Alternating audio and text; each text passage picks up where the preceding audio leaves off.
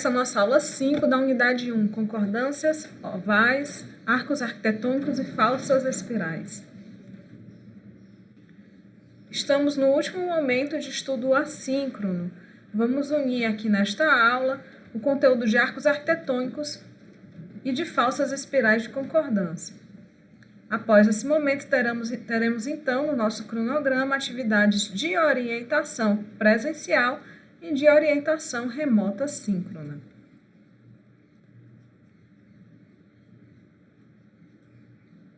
Conceitos e propriedades dos arcos arquitetônicos. O termo arco vem do latim arcus, que designa um elemento construtivo em curva, geralmente em alvenaria, que moldura a parte superior de um vão, ou seja, de uma abertura, passagem, ou reentrância suportando o peso vertical do muro em que se encontra. Os construtores da antiguidade dispunham de limitados materiais para fazer suas construções. Dentre esses materiais, a madeira e a pedra. As pedras, apesar de difíceis de serem removidas e trabalhadas, apresentavam grande resistência à compressão e grande durabilidade a edifícios públicos e monumentais, como estes que estão ilustrando aqui, monumentos e edifícios romanos. Etruscos e romanos aperfeiçoaram a construção de arcos, que vencem vãos muito maiores com arcos do que vigas retas. Por isso, eles são muito usados na construção de pontes e viadutos. Além de sua função prática de distribuição da carga, o arco possui também um forte componente decorativo, permitindo uma grande variedade formal. Claro que não foram apenas esses povos que utilizaram os arcos, eles apenas utilizaram com maior ênfase e aperfeiçoando sua construção, que foi então assimilada por outros povos e foi continuada nas épocas subsequentes. As aplicações dos arcos, então, vão desde marcos urbanos, mobiliários. Vemos aqui um marco urbano contemporâneo. É claro que também ele tem seu uso, a construção de arcos tem seu uso na ilustração, na pintura, no design gráfico. Aqui temos um ambiente 3D da Noto Studio para a loja americana Mermaid. É inspirada na obra, das pinturas de Chirico, e essa estética é utilizada para a produção de um material gráfico de propaganda, publicidade e promoção desse produto de mobiliário. Os arcos são utilizados nos mobiliários em si, como, por exemplo, nessa luminária, e no design de interiores, ainda que não necessariamente com a função prática, como nós vemos nesse projeto, que o arco tem uma função decorativa na composição do ambiente. Nós temos inúmeros tipos de arcos, incontáveis estilos de arcos nas arquiteturas de diversos tempos e culturas. Vamos interessar nesta aula os desenhos de arcos que façam uso de concordância de curva. Então, não veremos muitos arcos desse tipo aqui, com lobos que não se encontram em concordância, ou da ferradura. Nos interessa trabalhar aqui na disciplina com concordância de curvas. Veremos então alguns tipos e traçados de arcos arquitetônicos. O mais conhecido, que vem logo à nossa mente, é o arco pleno ou romano. Esse arco pleno romano, também chamado de volta perfeita, semicircular, de meio ponto, de volta inteira ou de volta redonda, redondo, de pleno centro, é o tipo de arco que é uma semicircunferência formada a partir de um só centro, descrevendo um ângulo de 180. Então, nós temos o vão, as paredes e uma meia circunferência. O valor da flecha, que é flecha, a altura, a partir dos segmentos retos, Então, nós temos, a partir dos segmentos retos, uma altura, essa altura é chamada de flecha.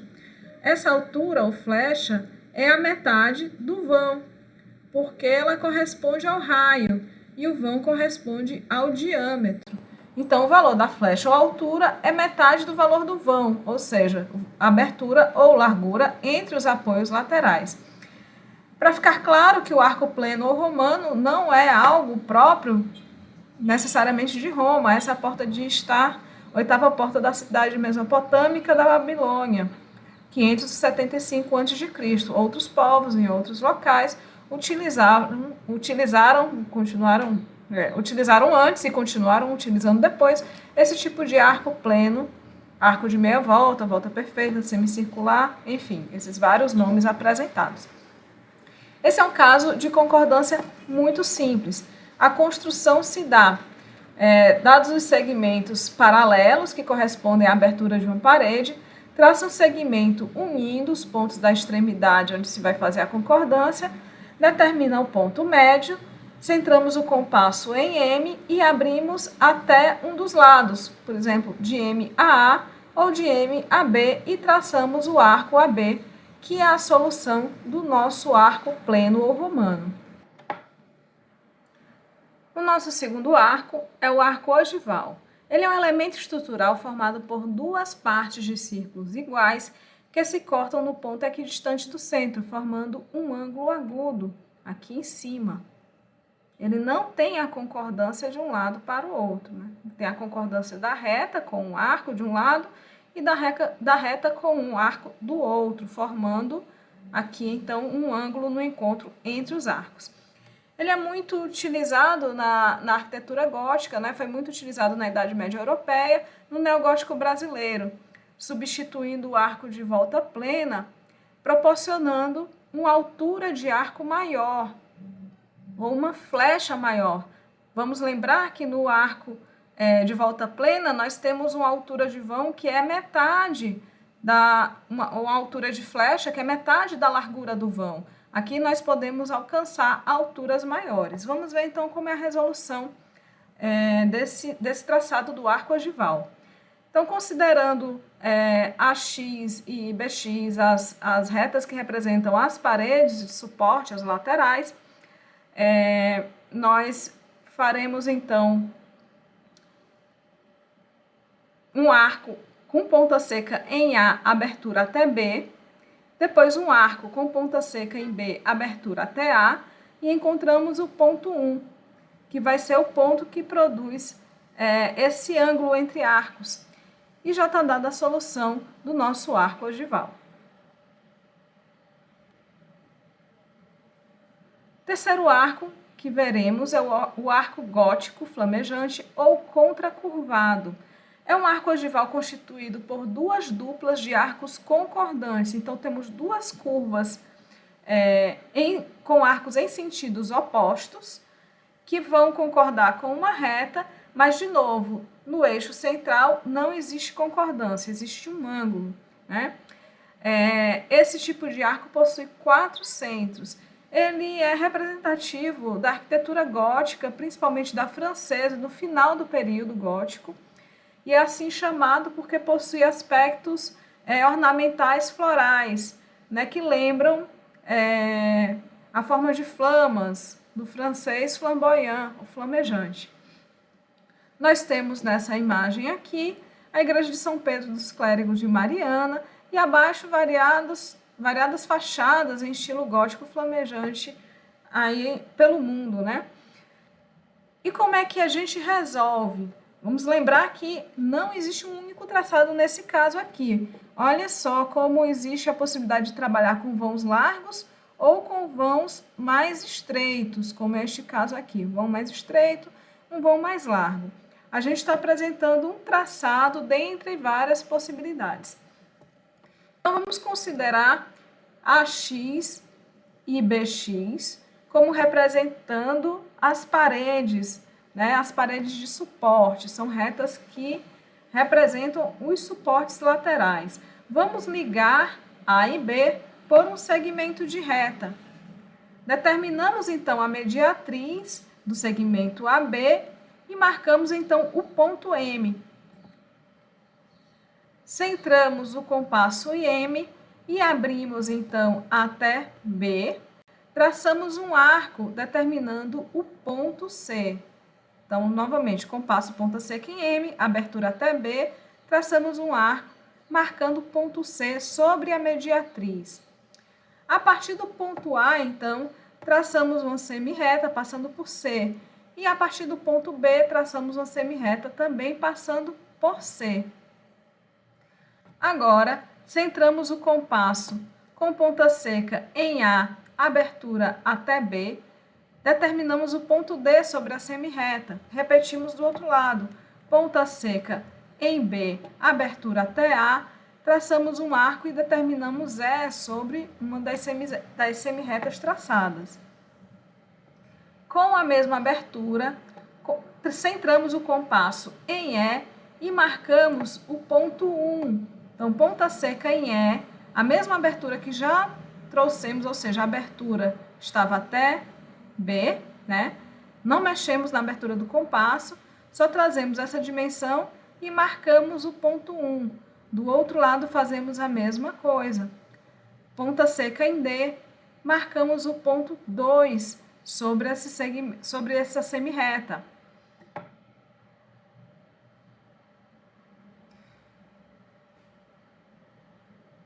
Daí, repetimos a operação. Compasso com ponta seca em 1, abertura até E, traçamos um arco. Compasso com ponta seca em 2, abertura até D, traçamos um outro arco, que é inverso ao primeiro, ao arco BD.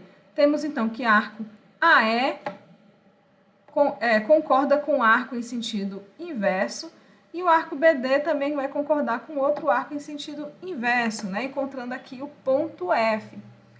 A nossa solução, então, é o conjunto de curvas formados, né, pela concordância de A a F e de B a F, formando assim esse arco gótico flamejante ou contracurvado. Quarto caso, temos o arco abatido. O arco abatido, ou asa de cesto, sarapanel, ou arco rebaixado, é um tipo de arco de forma achatada. Vemos aqui que a largura do vão é maior se compararmos a relação de flecha com largura que temos no arco pleno. No arco pleno, nós temos uma flecha que é metade do vão. No arco abatido, nós temos uma flecha que é menor do que a metade do vão. Então, temos que essa altura aqui é menor do que a largura total entre os apoios. Os arcos abatidos foram desenvolvidos para vencer grandes vãos, ou quando a flecha era muito grande, né? Quando você não podia ter uma flecha muito alta, então se achatava para fazer caber naquela fachada, na altura da edificação. Lembrando que para ter o arco pleno, né, se a gente fosse fazer um empilhamento de arcos plenos, a gente teria uma altura maior do que a mesma quantidade de empilhamentos de arcos achatados ou abatidos. O arco abatido é composto de 3 curvas de centros diferentes e pode ser aplicado em vários elementos arquitetônicos e artísticos, como portais, janelas, retábulos. Aqui nós vemos o arco abatido no portal manuelino da Igreja Matriz de Freixo de Espada, a Cinta, em Portugal. E o passo a passo para a construção do nosso arco abatido, então, é o seguinte: consideramos a X e BX como retas que estão representando as paredes de suporte, ou seja, as paredes de apoio desse arco. Vamos ligar as extremidades A e B, criando o segmento AB. Determinamos posteriormente a mediatriz e o ponto M do segmento AB. Marcamos sobre essa mediatriz a altura de flecha que queremos aplicar a esse arco, lembrando que ela vai ser menor do que a metade do vão, senão seria um arco pleno. Também não pode ser maior, né? Ela tem que ser menor do que a metade do vão sempre. Então, marcamos aqui a altura de C sobre a mediatriz e traçamos, então, os segmentos AC e CB. Posteriormente, traçamos com compasso ponta seca sobre M, abertura até A ou até B, um semicírculo, né? Um arco AB. Daí, encontramos o ponto D sobre a mediatriz. Com ponta seca em C, abertura até D, traçamos uma circunferência ou um arco e encontramos sobre o segmento AC o ponto P e sobre o segmento CB o ponto Q. Agora, vamos fazer a mediatriz de AP e encontramos sobre o segmento AB o centro 1. Encontramos o primeiro centro. Lembramos que temos 3 centros no arco abatido. Vamos repetir a operação para o outro lado. Fazemos a mediatriz de QB, encontramos sobre AB o ponto O2, ou seja, o centro 2. E no encontro entre as duas mediatrizes, que vai bater em cima da mediatriz de AB, nós encontraremos o terceiro centro, que é o ponto O3. Daí, compasso com ponta seca em O1, abertura até A, traçamos um arco até a mediatriz de AP, encontrando o ponto R. Repetimos a operação simetricamente do outro lado. Ponta seca do compasso em O2, abertura até B, traçamos um arco e encontramos o ponto S sobre a mediatriz de QB. Agora, compasso com ponta seca em O3, abertura até R ou abertura até S, traçamos o arco RS e temos então a solução do nosso arco abatido. O arco otomano refere-se a um estilo de arco utilizado no Império Otomano, que emergiu em Bursa e Edirne, atual área da Turquia, nos séculos XV e XVI. Ele já era utilizado na cultura mongol, pérsica e indiana e é constituído por 2 arcos de circunferência e 2 segmentos de reta. Nós temos aqui o Taj Mahal e algumas das suas construções anexas que utilizam o arco otomano. Semelhante a outros arcos traçados, nós temos aqui a reta X e a reta BY, representando os apoios. Vamos unir as extremidades A e B, que vão sofrer a concordância, por meio de um segmento de reta. E vamos dividir esse segmento de reta utilizando o Teorema de Tales, isso é um conteúdo lá de desenho geométrico 1. E através dessa divisão encontramos os pontos C e o ponto D.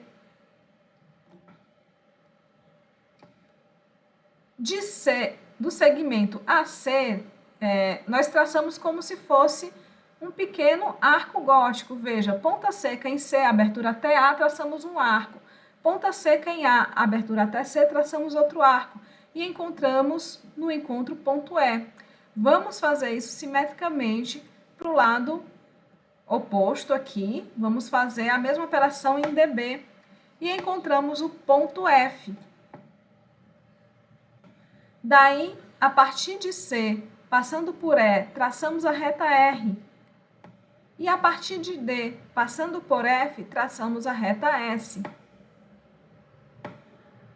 Passamos com o compasso ou utilizando o esquadro, uma reta perpendicular a R, passando por E.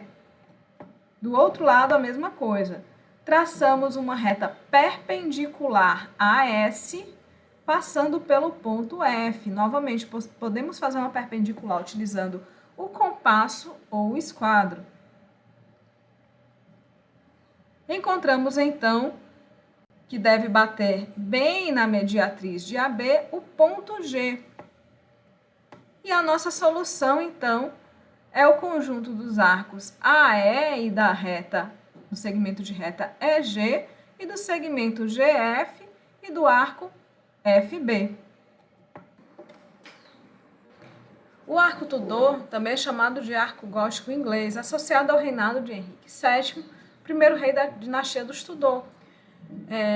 E assim como o gótico flamejante, é um arco ogival constituído por duas duplas de arcos concordantes. Porém, no caso do Tudor, os arcos não são contracurvados, ou seja, não são invertidos, não têm sentidos invertidos, eles têm o mesmo sentido. O traçado é o seguinte: consideramos a distância entre os segmentos AX e BY como sendo a abertura da parede. AX representa um lado da parede, BY o outro lado desse suporte. Unimos a extremidade, nos dois pontos de extremidade A e B, em um segmento AB. Traçamos a sua mediatriz e encontramos o ponto M sobre AB. Utilizando o teorema de Thales, dividimos o segmento em 3 e encontramos pontos C e D sobre AB. Ponta seca do compasso em M, abertura até A ou abertura até o ponto D. Traçamos um arco encontrando o ponto E sobre a mediatriz de AB. Traçamos a reta R passando por E e C. Simetricamente, traçamos a reta S passando pelos pontos E e D. Ponta seca do compasso sobre o ponto E, abertura até o ponto C ou abertura até o ponto D. Traçamos um arco e encontramos o ponto O' sobre a reta S. Encontramos o ponto O2' sobre a reta R. O', O2' serão centros desse arco, assim como os pontos C e D. Agora, compasso com ponta seca no ponto C, abertura até A, traçamos um arco e encontramos o ponto P sobre a reta R.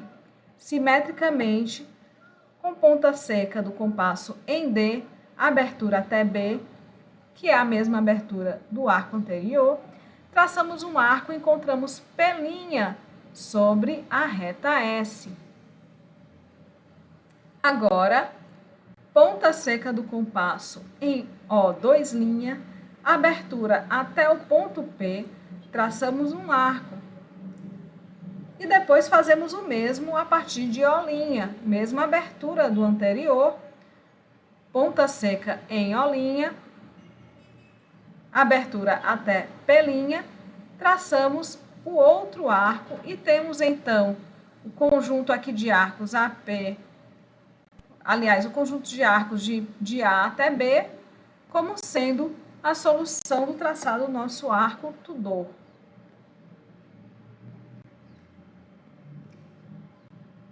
Arco aviajado, também chamado de arco botarel e arco esconso ou arco botante, talvez o nome mais conhecido, é um arco que não tem os seus extremos ou pontos de nascença sobre a mesma linha horizontal, como aconteceu até o momento. Nós temos então um apoio mais baixo e um outro mais alto. É contemporaneamente muito utilizado pela indústria. Os arcos aviajados também foram utilizados na arquitetura, principalmente na arquitetura gótica, que é o caso desses arcobotantes que ficam para fora das grandes catedrais góticas para suportar, enfim, toda a altura dessas paredes que tendem a abrir, né? Tendem a tombar para fora. Então, eles formam esses arcos que se unem aos contrafortes que suportam o peso dessas paredes. Também é utilizada sob as escadas, abaixo dos vãos de escadas. É um arco utilizado para trabalhar com essas alturas distintas. A altura aqui desse lado está mais próximo do chão e lá em cima mais próximo do pavimento superior. Como resolver, então, o traçado do arco aviajado ou botante? Sendo o vão, ou seja, a largura, né, da abertura AB e alturas distintas de cada lado, nós temos a X numa altura e YC em outra altura, nós faremos o seguinte roteiro. traçamos uma semirreta perpendicular a X, passando por A e pelo ponto B, que seria a mesma altura, né? a mesma dimensão que temos aqui de AX, corresponde aqui a esse ponto B. Então, traçamos aqui essa perpendicular a AX, passando pelo ponto A e pelo ponto B. Compasso com ponta seca no ponto B, abertura até o ponto C, que já foi dado, traçamos um arco e encontramos sobre a reta perpendicular o ponto D. Em seguida, traçamos a mediatriz de AD e marcamos o ponto médio. Passamos uma perpendicular por C e encontramos o ponto E sobre a mediatriz de AD. Então, aqui, lembrando, fizemos aqui esse segmento AD, traçamos a mediatriz, passamos a perpendicular por C, encontramos o ponto E sobre a mediatriz. Agora, com o centro do compasso em E, abertura até C, traçamos um arco cortando a mediatriz. Depois, centramos o compasso em M, abertura até A, e traçamos um arco. Podemos dizer que a mesma abertura também até D, né? Abertura MA ou abertura MD, traçamos um arco de A até a mediatriz de AD. Agora, reforçamos aquele nosso primeiro arco menor, que tem centro em E, e teremos em vermelho o nosso arco aviajado ou arco botante.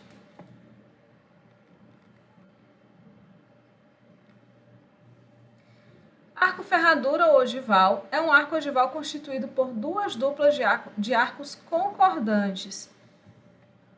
Aqui nós temos arcos decorativos na estação de Toledo, em estilo mudéjar, que é um estilo que traz uma herança árabe, pérsica, na arquitetura europeia atual.